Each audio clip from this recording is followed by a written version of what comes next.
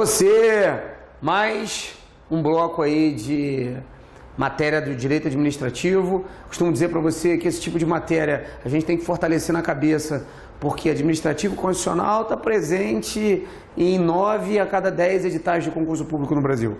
Então vamos tentar mentalizar de uma forma que a gente acerte questão. E quem aqui quer virar professor de administrativo? O que você que está em casa quer é aprender efetivamente a acertar a questão.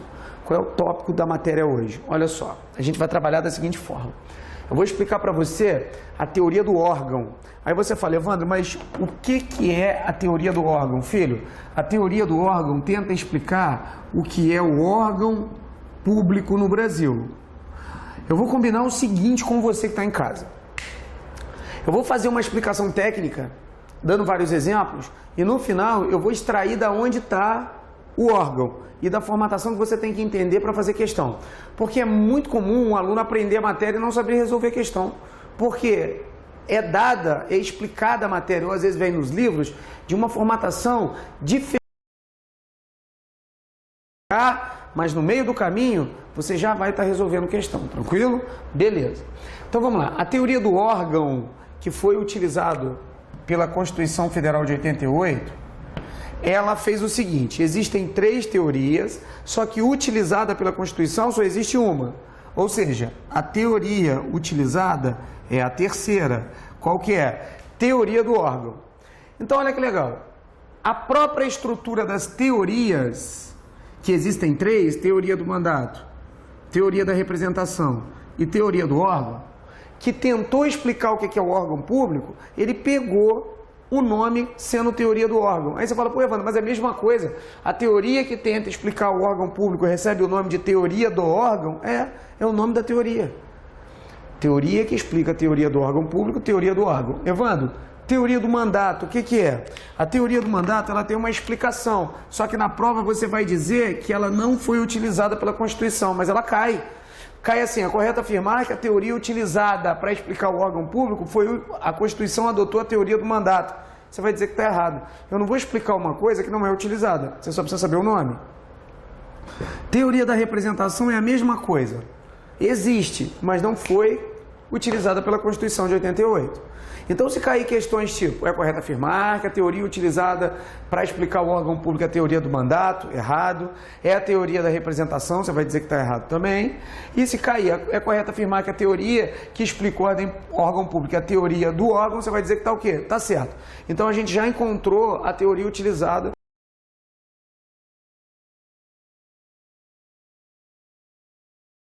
Órgão público. Bem, órgão público, ele integra a estrutura de uma pessoa jurídica. Toda vez que eu chego aqui e falo para você das pessoas jurídicas, na verdade eu estou falando das pessoas jurídicas do Estado. Se é pessoa jurídica do Estado, só existe quantas que eu expliquei para vocês? 8. Existe 4 da administração direta e 4 da administração indireta. Mas como está falando em pessoa jurídica, na verdade é nas pessoas jurídicas políticas, que são administração direta, e as pessoas jurídicas administrativas, que compõem a administração pública e indireta. Ou seja, onde tem órgão público, está presente dentro da União, dos estados, do DF, dos municípios e dentro da fase. Autarquia, fundação, sociedade de economia mista, empresa pública. Não existe de forma nenhuma órgão público para particulares.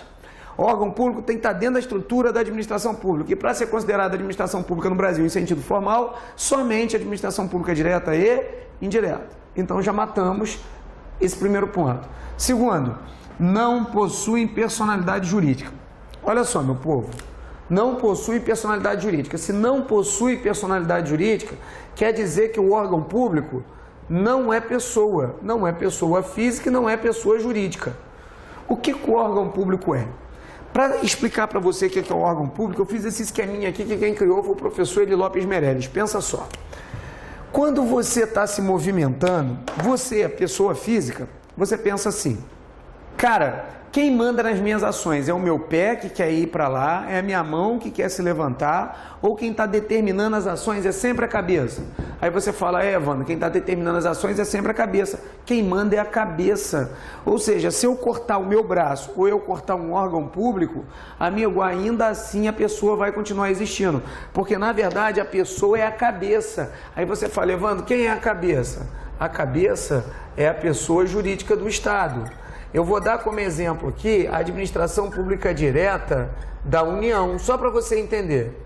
A cabeça é a União, mas ela tem os órgãos dela. Por exemplo, Receita Federal do Brasil, ela tem a Polícia Federal, ela tem a Polícia Rodoviária Federal e ela tem, por exemplo, o Departamento Penitenciário Nacional. Isso dentro da estrutura do Poder Executivo. Mas se ela estiver dentro da estrutura do Poder Legislativo, do Poder Judiciário, ela vai ter outros órgãos de estrutura.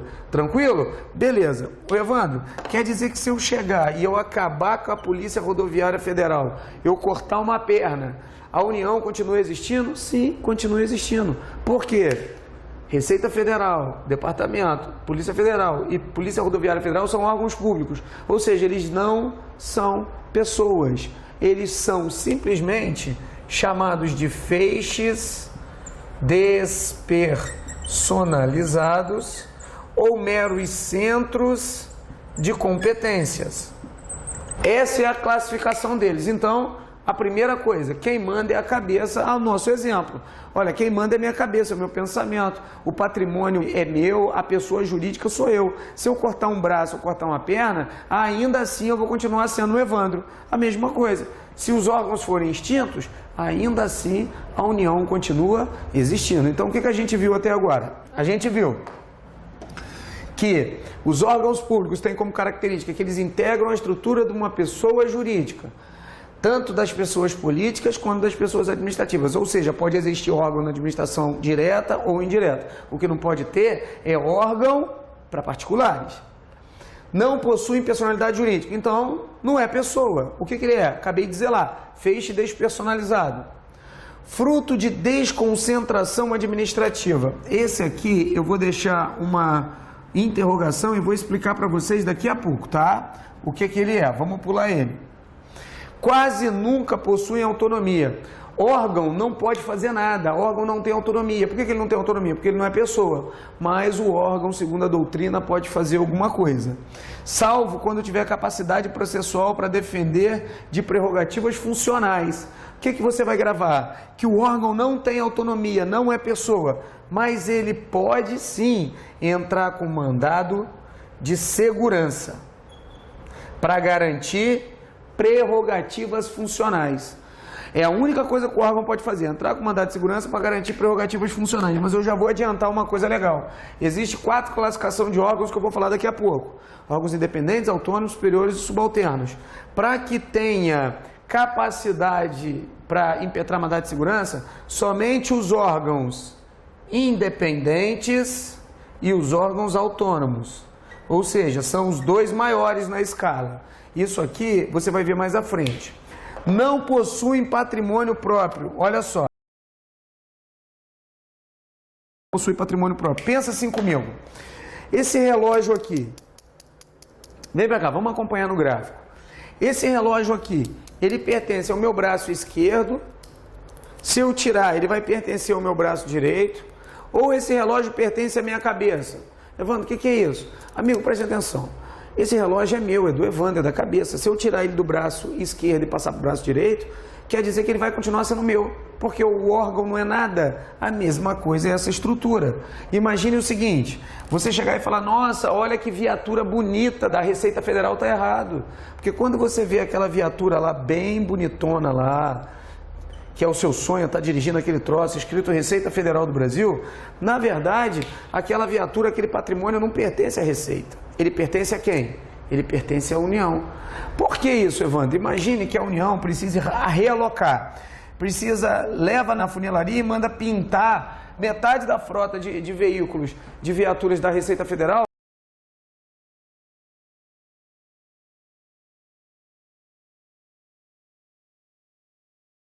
pertence aos órgãos, não pertence à Receita, não pertence à Polícia Federal. Por isso que é errado falar assim, nossa, que carro bonito da Polícia Federal. Está errado, o carro não pertence à Polícia Federal, porque o órgão não pode ter nada.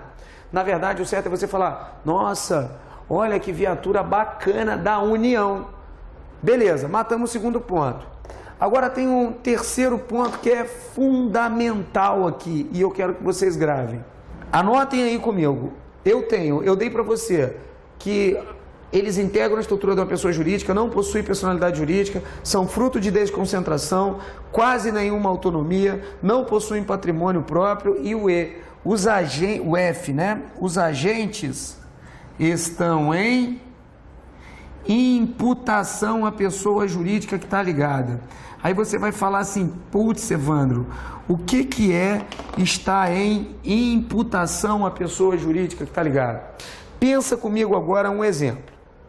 Imagina que você que está em casa, você tem um filho pequenininho, se o filho for menina, né, é o maior barato, porque a menina é tranquila, se for menino parece aquele diabinho da Tasmânia, nego, aquilo que parece na tua casa, aquele filme Looney Tunes, aquele desenho, tem um diabinho da Tasmânia, né, o que fica rodando lá e derrubando tudo. Então, se você que está em casa tem filho na idade de 6, 7 anos, amigo, é mais ou menos por aí se for menino. Soltou o moleque, ele sai fazendo merda, não é? Então, pega esse garoto aí, que é seu filho, que só faz cagada, e não adianta falar que ama ele não, porque a gente ama os filhos, mas se for moleque nessa idade, faz cagada mesmo, e vai, amigo, botar motivação na sua vida. Vai lá numa loja de carro importado da sua cidade, vê umas BMWs lá, e aí fala pro seu filho, olha, Juninho, o papai tá estudando pra caramba, a mamãe tá estudando pra caramba, para daqui a um tempo a gente poder andar naquele carro lá. Aí você deixa o moleque e vai beber uma água. Quando você está no bebedouro, você olha, tá o moleque com uma tampinha de Coca-Cola na mão, apontado, encostado naquele carro lá, naquela BMW X6 lá, que aquela porcaria custa 500 mil reais. Você olha lá do bebedouro, amigo, só dá tempo de vir correndo para tentar pegar o moleque. Você já viu que vem até em slow motion, você vem gritando, não dá tempo, amigo. Você só ouve aquele barulho, tá. O moleque arranhou uma BMW X6 de 500 mil reais do início ao fim. E não foi só arranhão de tinta, não. Ele chegou a amassar o moleque. E aí, o que você faz? Você olha pro dono e fala, olha, meu filho, o negócio é o seguinte. Quem amassou foi o moleque, ele tem 6 anos. Espera ele completar 18 anos, que inclusive agora eu estou ligando pro Evandro, que é pro Evandro já preparar um kit de estudo pro moleque, porque ele vai ter que estudar pra caramba dos 6 aos 18 anos para poder passar num concurso para pagar o prejuízo. Ô amigo, não tem jeito, o prejuízo é teu, que é pai, porque a criança está em imputação à pessoa física que ela está ligada. Ou seja, tudo que a criança fizer que causar prejuízo a um terceiro, quem paga é o pai. Isso está em imputação. É como se o seu filho fosse extensão da tua mão. Não adianta mandar ele pagar, quem vai pagar é você. A mesma coisa é um agente público. Um agente público, ele está, na verdade, em imputação à pessoa jurídica que ele está ligada. Imagine que você seja um policial rodoviário federal. Existe a União, que é a pessoa jurídica, que tem um órgão ligado a ela, que tem um agente público que trabalha dentro dela. Esse agente aqui, eu vou rabiscar, hein? Ele está em imputação à pessoa jurídica que ele está ligado. Evandro, o que quer dizer isso?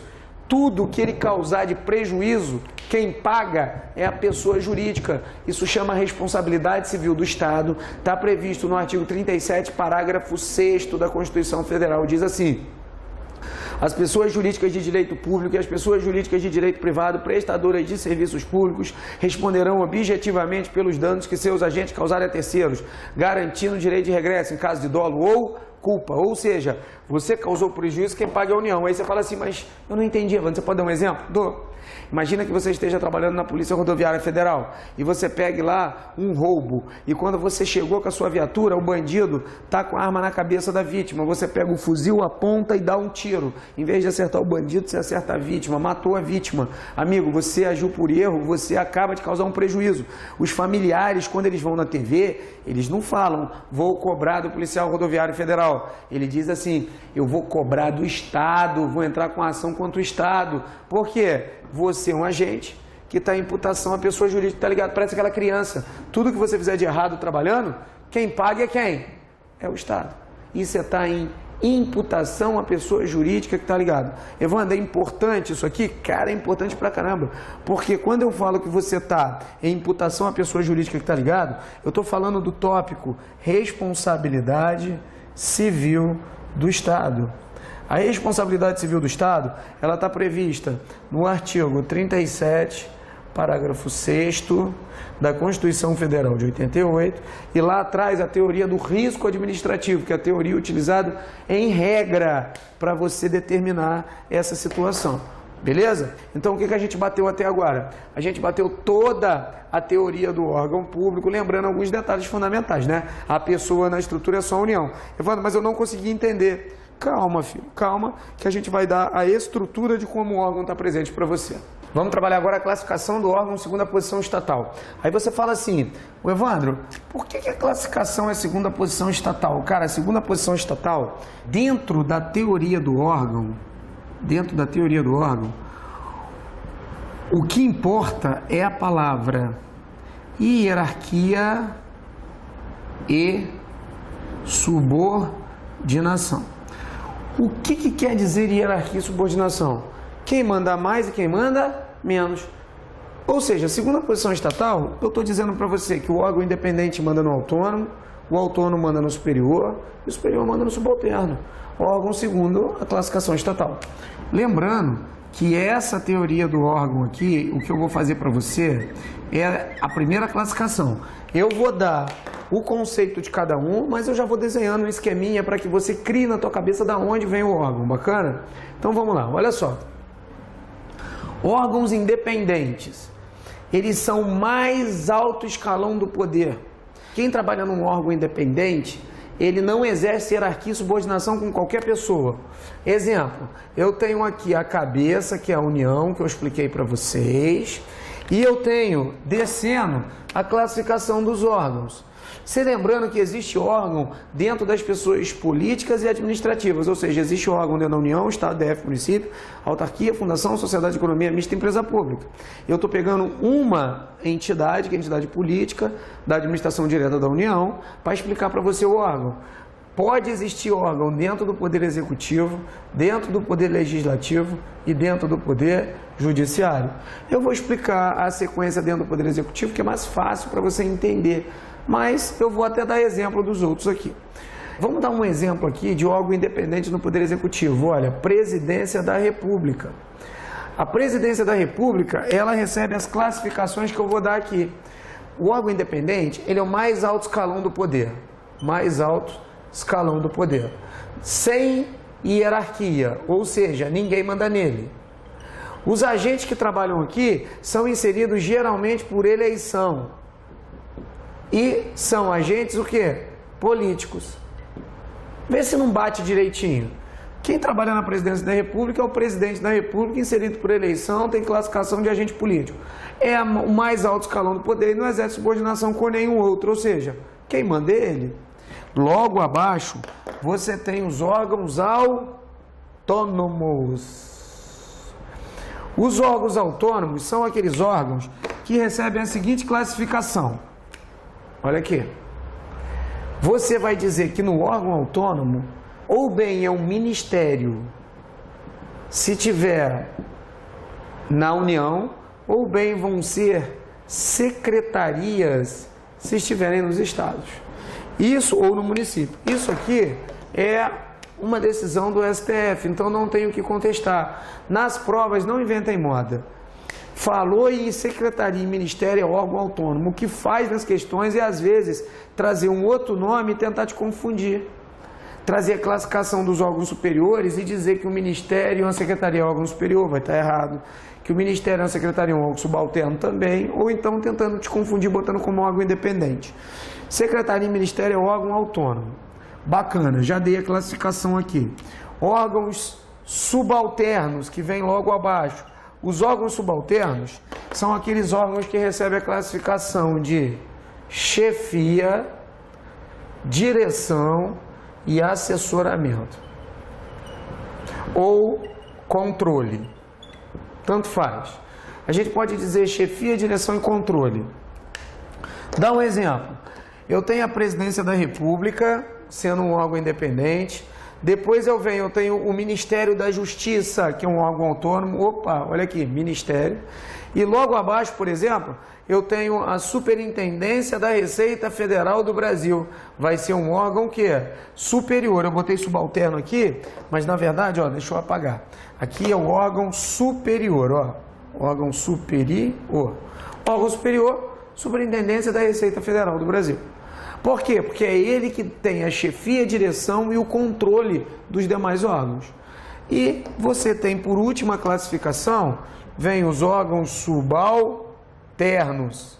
Evandro, o que são os órgãos subalternos? Exemplo de órgão subalterno, uma delegacia da Receita Federal. Então, quando você chega aqui e você vê os órgãos subalternos, Evandro, a Delegacia da Polícia Federal é um órgão que qual classificação que ele recebe? Você vai dizer que ele tem reduzidíssimo ou quase nenhum poder decisório. Reduzido poder decisório. São chamados órgãos de mera execução. Não decidem nada. Evandro, por que não decide nada? Cara, pensa comigo. Se você, por exemplo, estiver sendo removido de ofício, uma determinação, a ordem não vem do chefe da delegacia, não. A ordem vem da chefia, vem do quê? Lá da superintendência. Ele diz, olha, tem que remover 4 auditores da Receita, um analista técnico para outra localidade. O chefe da delegacia da Receita Federal, do órgão subalterno, a única coisa que ele vai fazer é executar a ordem, ele não pode gerir essa ordem, tranquilo? Então, olha, o que eu dei para vocês foi a classificação segundo a posição estatal. Evandro, tem algum macete? Tem sim, olha aqui. Eu tenho independentes, autônomos, superiores e subalternos. Para você entrar com mandado de segurança para garantir prerrogativas próprias, é somente independente e o autônomo. Não pode superior e subalterno.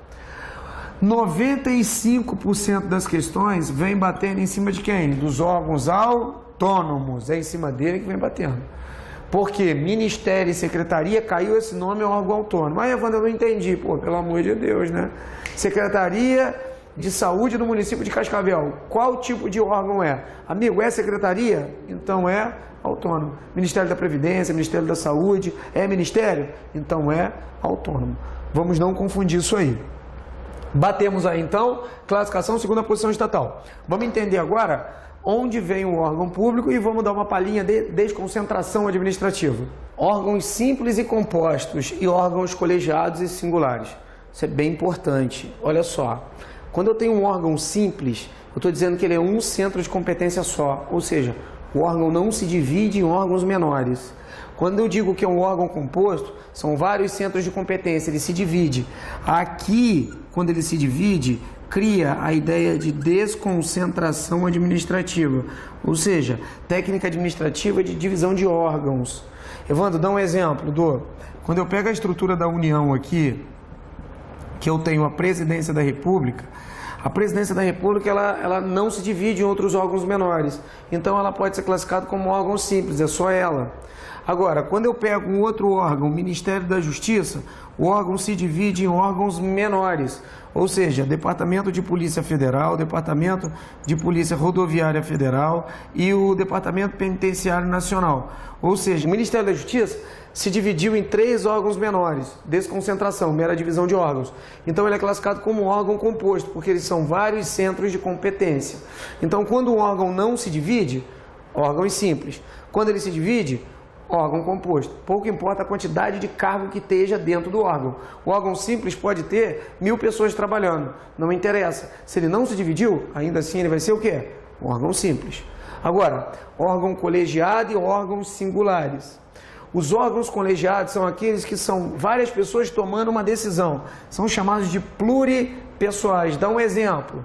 Câmara e o Senado Federal. A Câmara e o Senado são órgãos classificados como órgãos colegiados. Várias pessoas que tomam a decisão ao mesmo tempo. Você não tem, por exemplo, a situação de uma pessoa só decidindo. Órgãos singulares, somente um toma decisão, ou seja, unipessoal. Exemplo também, Presidência da República. Quem toma a decisão lá dentro É o presidente da República. Então, olha, nós demos várias classificações de órgãos. Você tem que tomar cuidado que você não pode confundir. Órgão segundo a posição estatal, a classificação dos órgãos que divide ele em órgãos simples e compostos, colegiados e singulares. Cuidado, porque você não pode confundir um órgão singular com um órgão simples. Órgão simples é aquele que não se divide em outros órgãos. Singular é aquele que tem uma pessoa só que decide por ele. Uma coisa é uma coisa, outra coisa é outra coisa. O órgão pode ser, por exemplo, um órgão simples colegiado, não se divide em outros, mas tem vários cargos lá dentro e várias pessoas tomam a decisão ao mesmo tempo. Ou o órgão pode ser simples e singular também, não se divide em órgãos menores e só uma pessoa toma a decisão. Em contrapartida, ele pode ser também um órgão composto, ele se divide em órgãos menores e ele ser singular ou colegiado, de acordo com a situação hipotética que você esteja surgindo, tranquilo? Beleza. Nessa situação aí, a gente terminou o que tinha que falar da teoria do órgão público, lembrando que o que explica o órgão público é a teoria do órgão. Existe 3. Nós temos a teoria da representação não é utilizada, a teoria do mandato não é utilizada e a teoria do órgão. Essa é a teoria utilizada pela Constituição Federal de 88, com todas as características que a gente elencou ali. Terminando essa sequência, vamos partir para outros assuntos. O importante é você pegar o seu vídeo, pegar o seu PDF, conferir direitinho e não esquecer resolução de exercícios, que é o ponto fundamental de qualquer preparação de concurso público. Forte abraço, fica com Deus, é o Alfa na tua vida, presente na tua vida em todos os momentos, nos bons e nos ruins. E lembre-se, você não estuda para passar em um concurso, você se esforça bastante até chegar ao concurso da tua vida. Forte abraço, fica com Deus e alô você!